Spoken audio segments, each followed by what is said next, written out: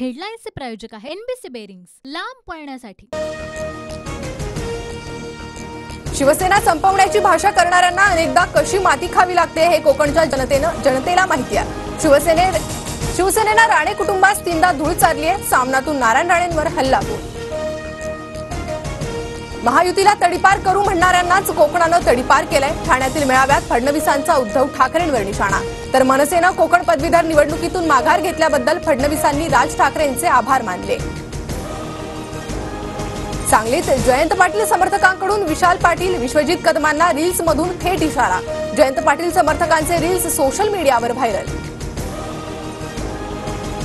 राष्ट्रवादीला केंद्रात स्थान मिळाल्यास मलाच मंत्रिपद मिळेल, खासदार प्रफुल्ल पटेल यांचा दावा, तर सुनेत्रा पवार यांचंही नाव मंत्रिपदासाठी चर्चेत।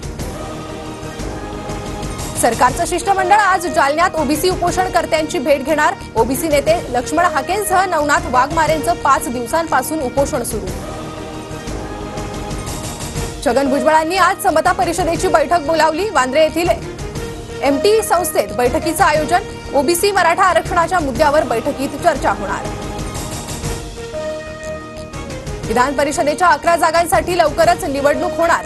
राजकीय पक्षांसमोर आमदारांची मतं फुटू न देण्याचं आव्हान। अजित पवार गटाच्या राजेश विटेकरांची विधान परिषदेवर वर्णी लागण्याची शक्यता। 27 जुलै रोजी विधान परिषदेच्या 11 आमदारांचा कार्यकाळ संपणार। यवतमाळच्या माजी खासदार भावना गवळींना मंत्रिमंडळात स्थान मिळण्याची शक्यता।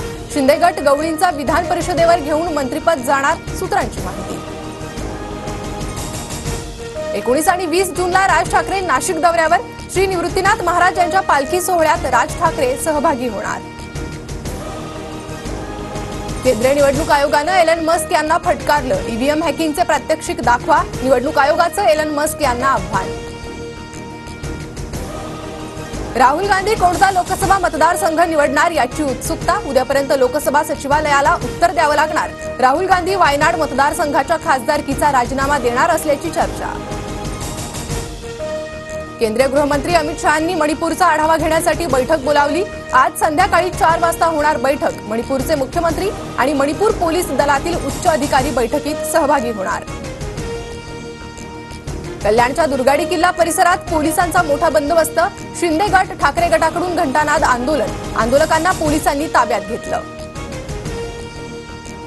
आज देशभरात बकरी ईद साजरी करण्यात येते। बकरी ईद निमित्त सामूहिक नमाज पठण।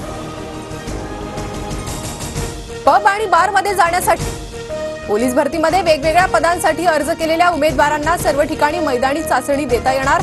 एका पदासाठी मैदानी चाचणी झाल्यानंतर दुसऱ्या पदासाठी 4 दिवसांनंतर मैदानी चाचणी होणार। नीट परीक्षेत गडबड झाल्याची शिक्षण मंत्री धर्मेंद्र प्रधान यांची कबुली। कोणत्याही वरिष्ठ अधिकाऱ्याचा सहभाग असल्यास सोडणार नाही, धर्मेंद्र प्रधान यांची प्रतिक्रिया।